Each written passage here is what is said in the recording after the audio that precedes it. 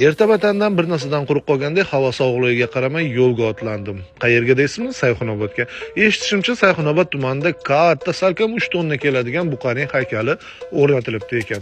Shu paytgacha amerikaliklar bizning Nyu-York shahrida buqa haykali bor, "Oh yes" deb selfie qilib butun dunyoga maqtanishadi. Endi biznikilar ham bemalol borib selfie qilib, ular ham maqtanishi mumkin. Tanishing, bu haykal afsonaviy ispan buqasi emas, balkim oddiygina Sayxunobodning jaydari buqasidir.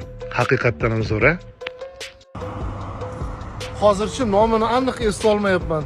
Lekin bir multfilm bor, buqalar haqidagi multfilm. Eslanglar-da.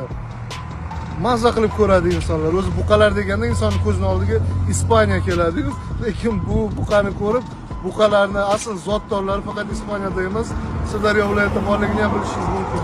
Gap yo'q. Meni hozir ayni damda qiziqtirayotgan savol, bu buqani qaysi qo'li gul usta yasagan ekan? Shunchalik jonli qilib yasaganki, men ko'rib turibsiz, qarang. Biz buqani rosa tomosha qildik. Bizni esa o'tib ketayotganlar rosa tomosha qildi. Shu paytda ularning xayolidan nima kechdi ekani deb men ham xayolimdan o'tkazib qo'ydim.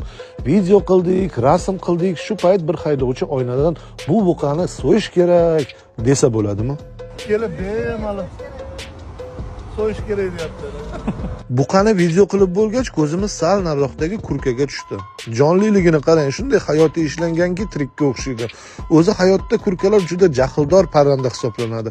Bir o'ylab ko'ring, bunday kattalikdagi kurka bo'lganda odamlarga naq tinchlik bo'lmasdi. O'rtoqlar, mana shu injikni necha kilo deb o'ylaysizlar? 300 kilo bo'ladi, masalan, tirik bo'lganida.